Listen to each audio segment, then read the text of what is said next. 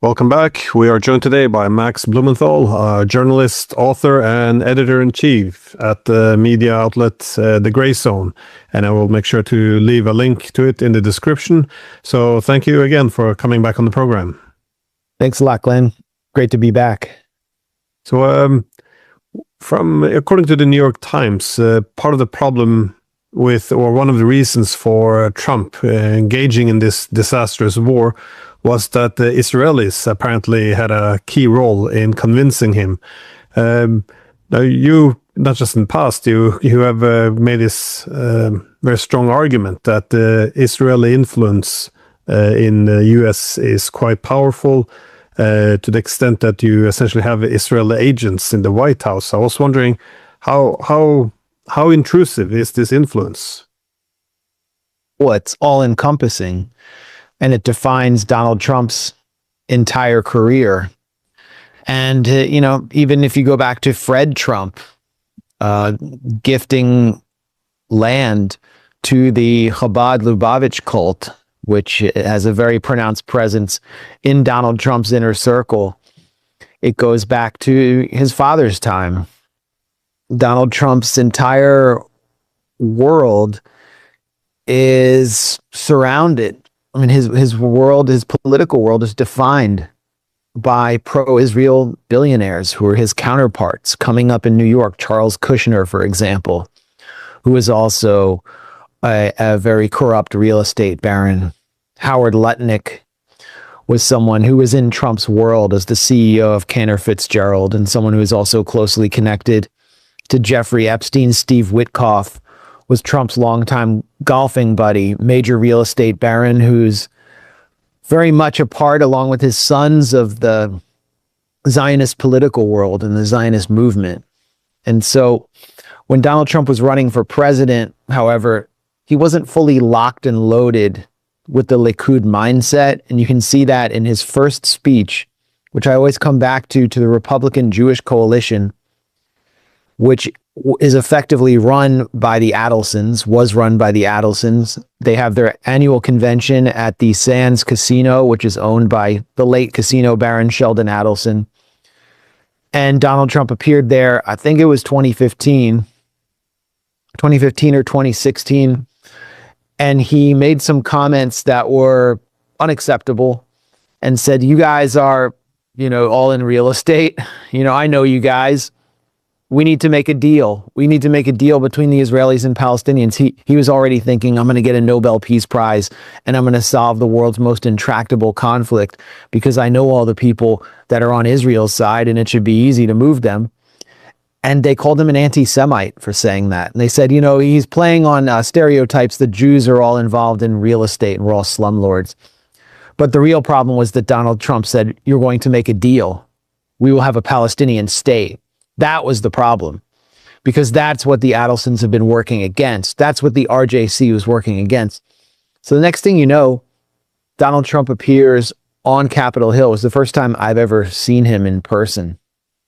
And it was an anti-Iran deal rally, a rally to cancel Obama's signature JCPOA. Ted Cruz was there. Tel Aviv Ted, he's always been a huge recipient of AIPAC money. His office is basically run by Israelis. I'm not being glib when I say that. Like, an Israeli operative is his main legislative aide. But no one cared that Ted Cruz was there. You could see who was going to win, who was going to be president by being at this rally, which was clearly sponsored by Adelson or some Israel lobby forces that wanted to cancel the Iran deal. And it was Donald Trump. As soon as he gets there, people just converge on this field in front of the U.S. Capitol, and Donald Trump is like far and away the front runner. And you had all these pundits, mainstream pundits, saying Trump will never become president. He's never going to win out of this primary. The Clintons had this Pied Piper strategy to elevate Trump because they thought he'd be the easiest to defeat. But it was at that point when he made this bargain to shatter the Iran deal, the JCPOA, which suggested that there was a deeper bargain to actually go to war with Iran. But first he had to set the stage for the war. that Donald Trump was going to be the front runner. He was going to get hundreds of millions of dollars from the Adelsons, and then other, what I would call Israel first billionaires, would supplement that support. And in the American system, that counts for a whole lot. Pretty much, I mean, the presidential campaign is really a campaign for who can raise more money. Paul Singer started to donate to Donald Trump. This was someone, remember, Paul Singer was the original donor to the Steele dossier, which was created to discredit Trump and paint him as a Russian asset. Paul Singer was actually originally a never-Trumper.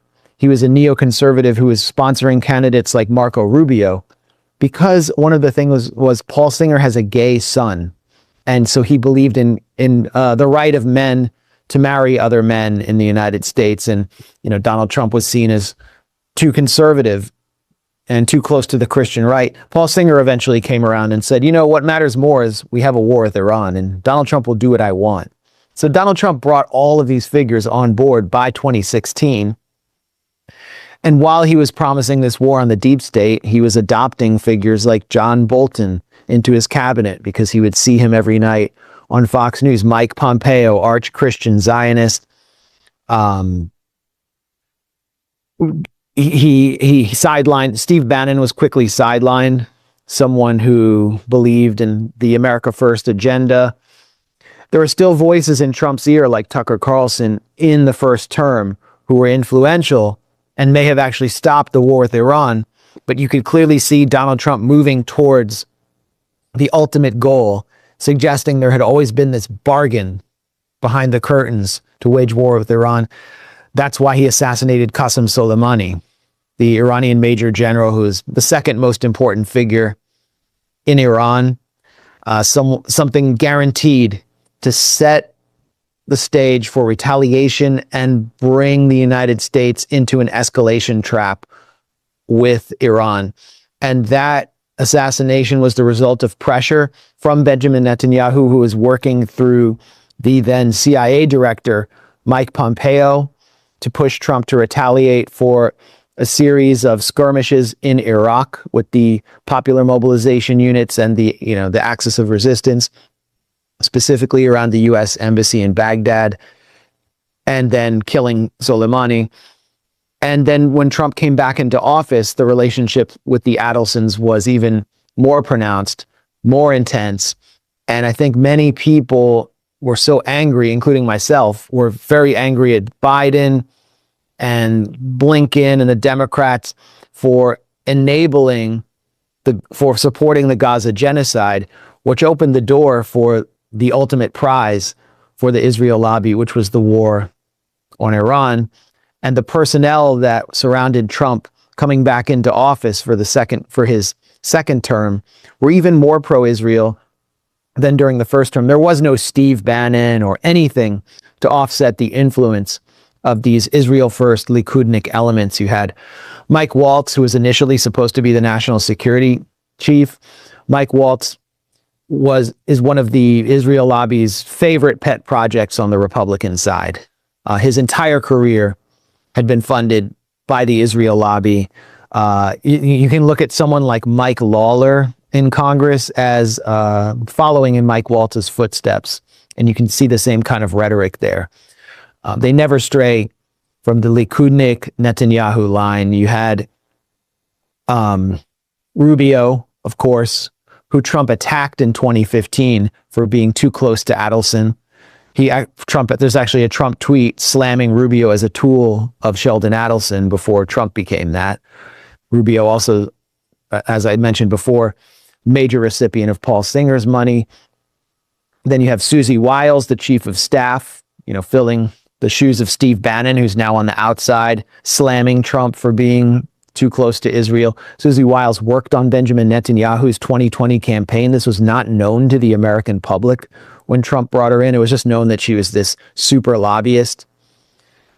Pam Bondi, the attorney general, was actually Qatar's main lobbyist in the United States. She was getting over $100,000 a month from Qatar, but she is proven to be completely malleable and holds secret meetings with Miriam Adelson all the time, who tells her we have to criminalize speech on behalf of Israel.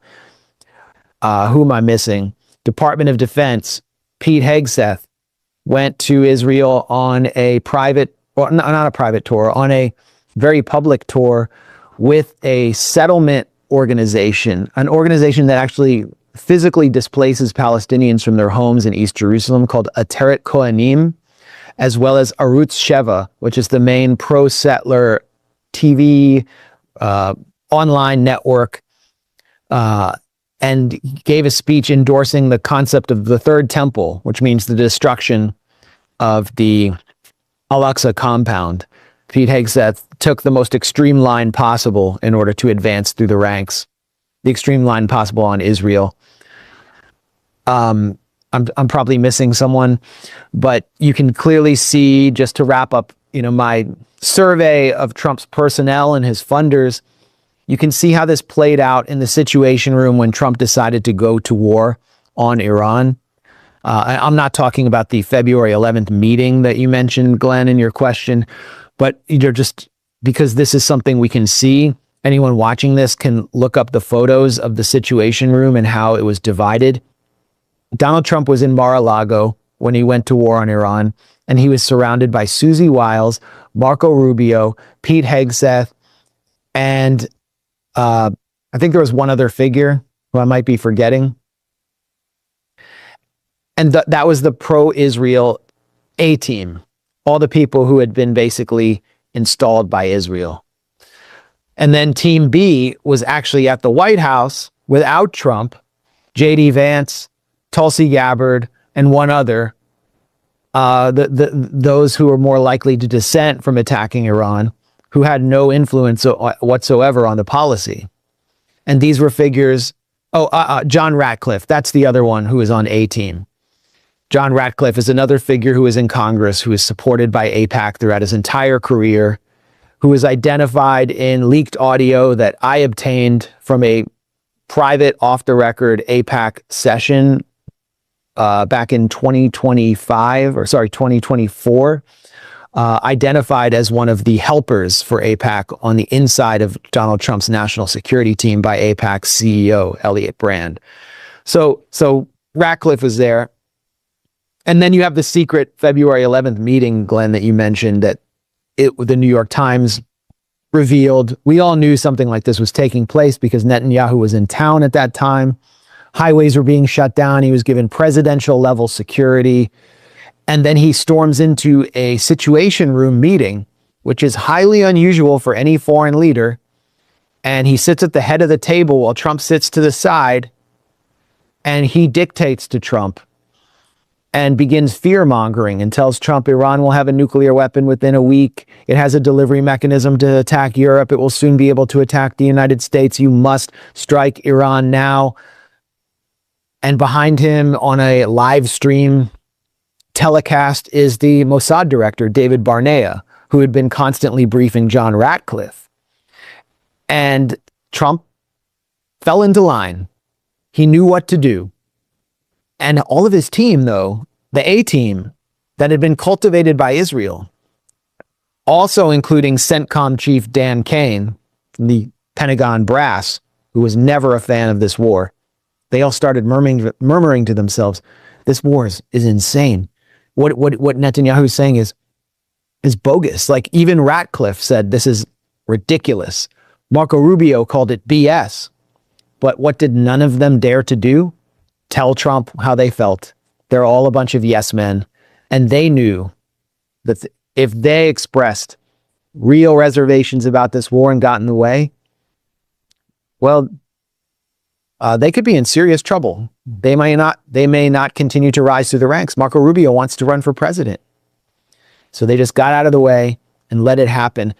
But that's what the New York Times isn't telling you is what I have just been explaining for the last 5 or 10 minutes. I don't know how long I've been going for, which is that meeting was the product of years and years and years of cultivation, manipulation, grooming, threats, rewards, carrots, and sticks from Israel and its cutouts in the United States for the very figures that surround Trump, and grooming of Donald Trump himself by this foreign apartheid entity. It was essentially a coup, and this war is the result of a coup.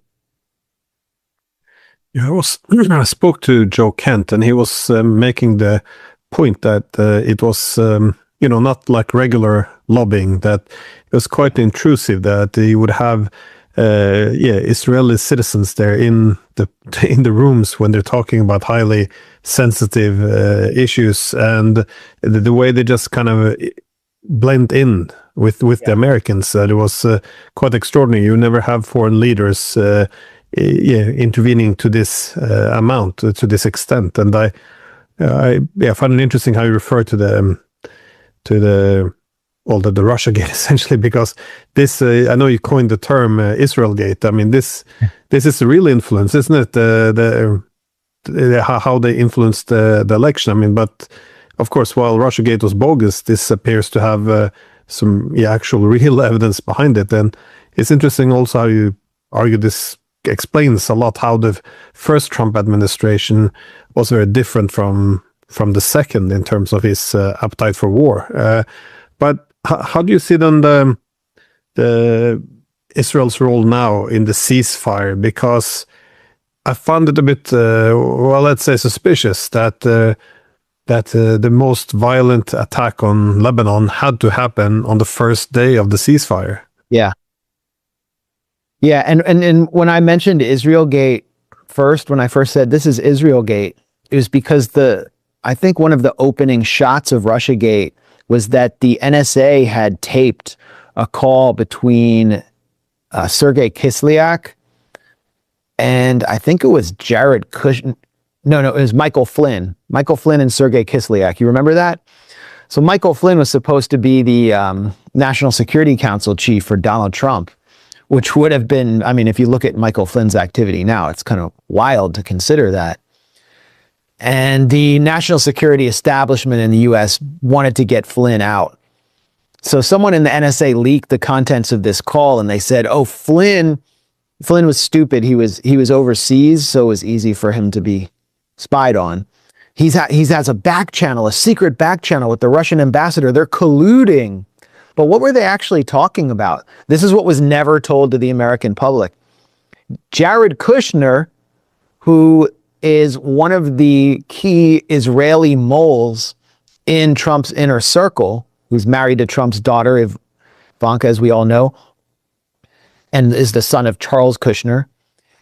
Jared Kushner had been asked or instructed by Netanyahu to pressure Trump to not veto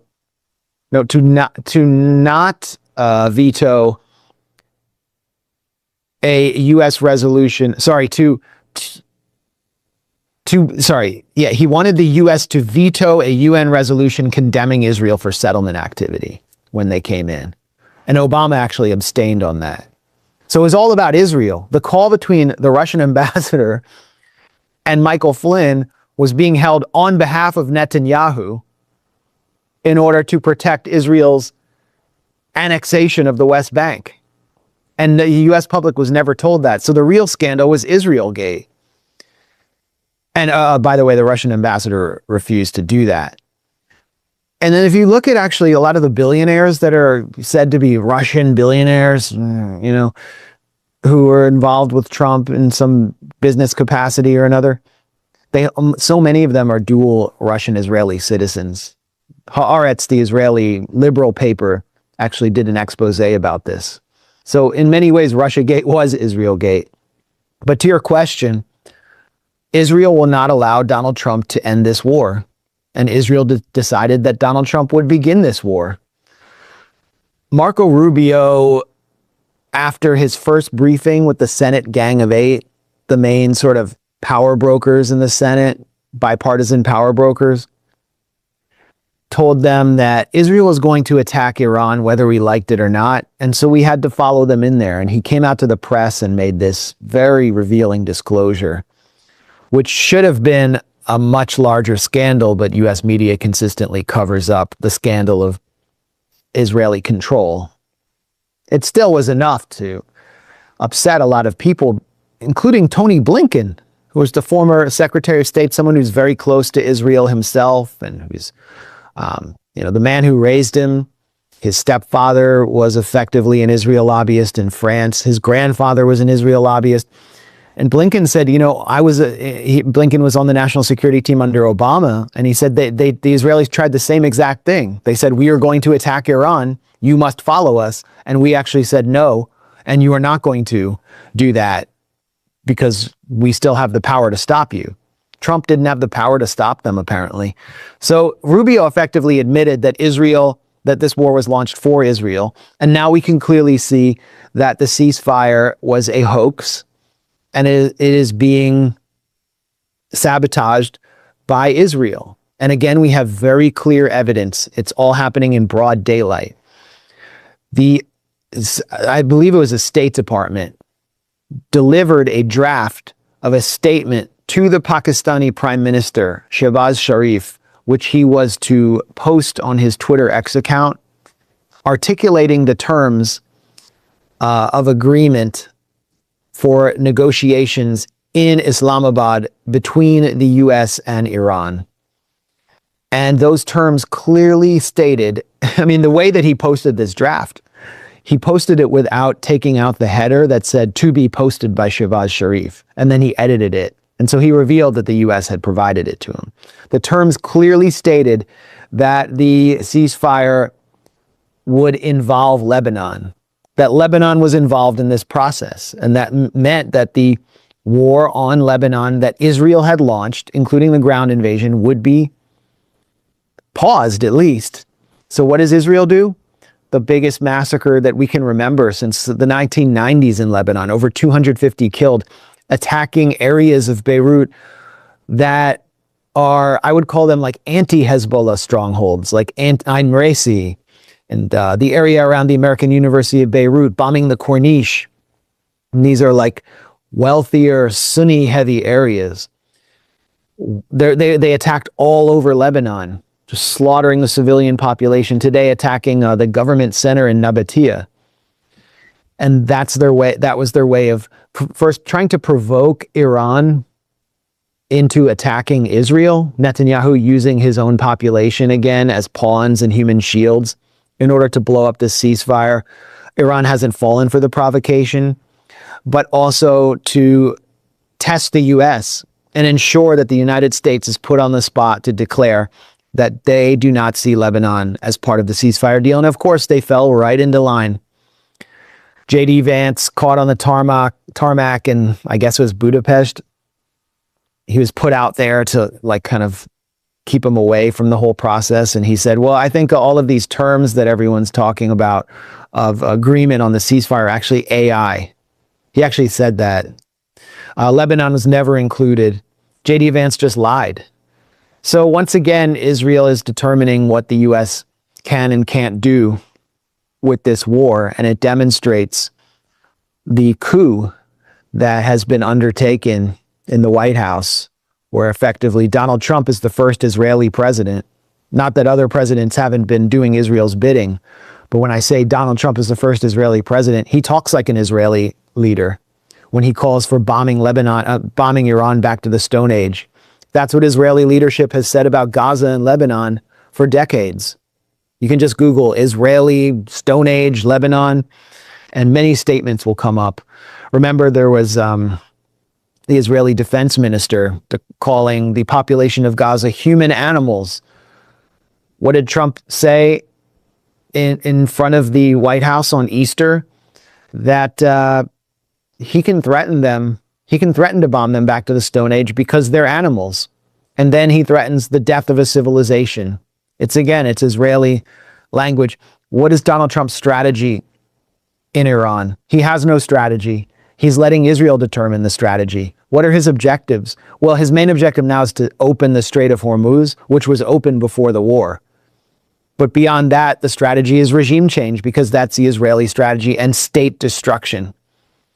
So effectively, Donald Trump is inhabiting the role of an Israeli leader. And when the Israeli leader comes to Washington, he sits at the head of the table in the Situation Room. Yes. Well, I thought it was also shocking that once Israel began to bomb in this manner, and they claimed, well, Lebanon was not a part of it. I thought this was really the moment for Trump, that he could push the Israelis aside a bit, because this war has been a unmitigated disaster for the United States. I thought when the key national security interests are at stake, this is when the breaking point will come, when he'll push the Israeli aside. But again, instead they said, well, Lebanon's not part of it, so canceling essentially the ceasefire, which the US needed so badly. But do you see any of this having any impact in terms of fracturing the relationship, though, between the US and Israel? Because the kind of, the Tucker Carlson, if you will, and I guess Joe Kent's, I've never seen this before. This is quite new. Yeah. I mean, what Joe Kent did was astounding and obviously extremely brave. He's the highest ranking US official to resign from any government over a war since Vietnam. And that says something about where MAGA is, where Donald Trump's base is, and where the American public is. First of all, Benjamin Netanyahu has destroyed one presidency after another, or attempted to destroy those presidencies. He destroyed Joe Biden with the Gaza genocide because Biden could not extricate himself from his bear hug of Netanyahu. He couldn't stop thinking, I am a Zionist, I must do what Israel wants. And he didn't understand the Democratic Party base is sick of seeing children being slaughtered day after day after day. And then Kamala Harris, who is also very much a creation of the Israel lobby and also, relied heavily on Silicon Valley money, she couldn't pull away either. So people walked away from the Democrats, and now the same dynamic is happening with Donald Trump in actually more extraordinary fashion. So one of two things happens. Either one of these parties, the Democrats or Republicans, gain executive power and completely reorient the Israel-US relationship so it is not this unshakable bond, and that Israel feels real pressure and is sanctioned for its behavior, or their presidency will be destroyed because they will face mass revolt from their base and from the key sort of faces and voices of their influencer class, which is in open revolt within Donald Trump's base. Donald Trump has now taken the, I would say, unprecedented step of personally attacking three or four of the key influencers who are some of his most loyal supporters: Tucker Carlson, Candace Owens, Alex Jones. There may be one other. I mean, Alex Jones took a lot of hits for January 6th while Donald Trump kind of walked away. Candace Owens was very influential in creating TPUSA and also, being the face of, Black Republicans turning away from the Democratic Party. Tucker Carlson was one of the most loyal figures and the most popular American broadcaster. His show on Fox was one of the only cable news shows anyone watched, and he was constantly defending Trump and shaping the America First agenda. And he's attacked them all to the point where he has said that Brigitte Macron, the former high school teacher of Emmanuel Macron, is more attractive than Candace Owens. I mean, he went that low. This statement was a product of pressure from Laura Loomer, the fanatical anti-Muslim Israel First influencer who has really very little popularity herself, but has managed to get more private time with Donald Trump than Trump's own wife, Melania Trump. And she basically took credit for this, saying she played a series of clips of Tucker Carlson, Candace Owens, and Alex Jones denouncing Trump to get this statement. And now others are joining the fray. Benny Johnson, this is highly significant. Benny Johnson was basically the most corporatized, choreographed, scripted MAGA bot. And he has, if Benny Johnson did anything, it was always to, follow instructions from the top to support Donald Trump through some talking points that were handed to him. And he was also very close to Charlie Kirk's TPUSA. He is now denouncing Netanyahu, stating that Netanyahu should not be allowed in the White House. This is hugely significant. It suggests there's going to be an even greater mutiny. Donald Trump's approval rating is in the toilet for a president at this point in his second term. Israel's approval rating among Democrats is 20%. Okay, 80% of Democrats see Israel in a negative light. The number's obviously much lower for Republicans. You have that class of Fox News baby boomers who, are racist towards Muslims. They're just addicted to bombing brown people. They don't know right from wrong, so they look at Trump as a kind of moral locus, a moral guide. But even the numbers among Republicans are collapsing. Republicans under 40 do not support Israel anymore. So the writing's on the wall, and Donald Trump is preparing to escalate this war with Iran, in which he has already lost. And the global economy is something Americans generally don't think about. But in a week or two, they are really going to start feeling the burn of the closure of the Strait of Hormuz, and it's going to get even worse for Donald Trump. So he's now like in the middle of this circular firing squad. And who supports Trump? I think this is one of the most important things for people to understand for the purpose of this conversation is who among the MAGA podcastistan commentariat supports Donald Trump. It is not fully appreciated and is not discussed. You're not allowed to discuss this in US mainstream media, that these figures are effectively unregistered Israeli foreign agents. I'll just read off some names. If you're not American and you're not in our, media world, you might not recognize them all, but these are some of the most visible figures in the MAGA podcast world. Josh Hammer, Israel Firster, has very little popular appeal, but you just see him everywhere because he's astroturfed. Dennis Prager from PragerU, which is this major propaganda mechanism, which has been actually affecting educational curricula in Florida under the watch of the Israel First governor, Ron DeSantis, where they're actually propagandizing children in favor of Israel. Prager, I think, is a Jewish convert to evangelical Christianity.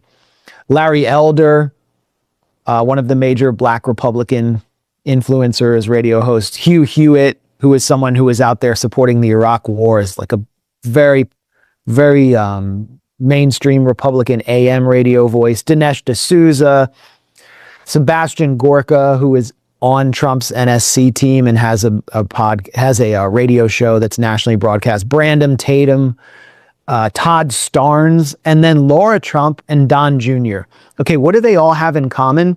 They all are broadcast through something called Salem Media. Salem Media is an Israeli foreign agent. It is listed in a Foreign Agent Registration Act form with the Department of Justice as the delivery mechanism for a major contract between Israel's foreign ministry and Clock Tower Strategies through a German firm called Havas to propagandize the American public. We're talking about $10 million of direct payments to podcasters and influencers, as well as hundreds of millions of dollars to cover the deliverables. And the Salem Media Group chief strategy officer is a federally registered Israeli foreign agent named Brad Parscale, who heads Clock Tower Strategies. Laura Trump, who is Trump's daughter-in-law, and Donald Trump Jr., who is Donald Trump's daughter, now own a 30% stake in Salem Media. So they have effectively merged through this foreign agent business deal with the Israeli foreign ministry. The Trump family has merged with the Israeli foreign ministry.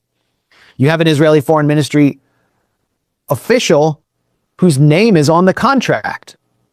And who is Brad Parscale, the main foreign agent who's registered here, who's presiding over this gargantuan contract. He is the former campaign manager for Donald Trump's 2020 campaign, who created Donald Trump's digital media strategy. However, in October of 2020, Pascal was arrested at his home, tackled by police because he was said to be beating his wife, was involved was said to be abusing alcohol, and had 10 high-powered firearms. So he got basically a Baker Act, was tackled on camera. You can go online and see this video. He's a huge guy. He was 6'6". And that meant that he could no longer work in the Trump campaign. So Israel moves in and says, we're going to give this guy the opportunity of a lifetime, and we will infiltrate Trump world through Brad Parscale and gain all of the data that he used to effectively move the American public to support Donald Trump. And then we're going to take over the whole world of influencers that operates, that's willing to basically be paid and be bought off.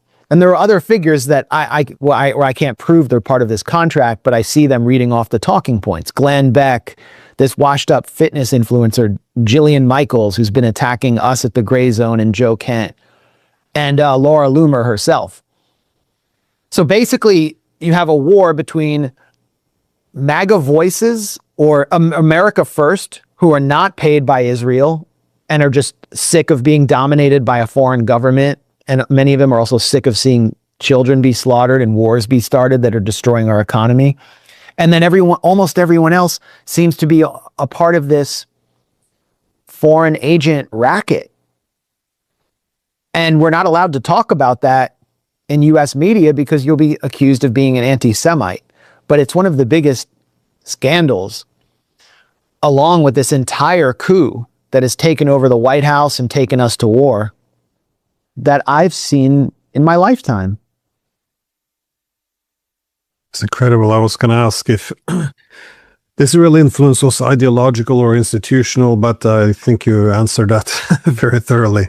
So, well, yeah, I mean, that's a great question. And just really quickly, I mean, I think the ideology can be institutionalized, but the people who are directing this campaign, who are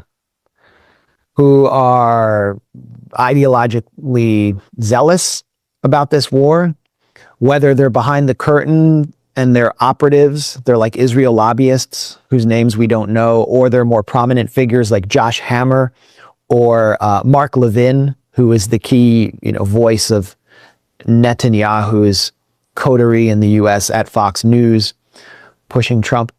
They don't have a lot of popular appeal within MAGA.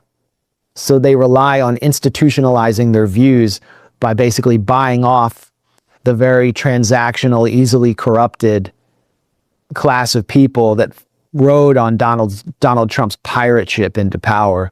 So, I mean, there's a blend of ideological zealotry and institutionalization.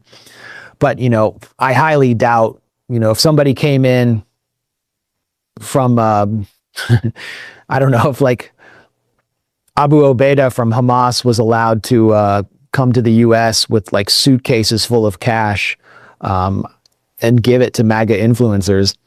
Some of them might be delivering the exact opposite message tomorrow. And the reality is that MAGA itself is done. America First as a brand has moved beyond Trump and is looking for another vehicle because they don't believe in any of this stuff. And they are in the wilderness now. Just as, those of us who came more from the left went out into the wilderness after Democratic president after president. I mean, not just Biden, but Obama, Clinton did Israel's bidding. And I think you're going to see a major clash when both Republican and Democratic conventions convene and both have to select you're not going to have an incumbent president.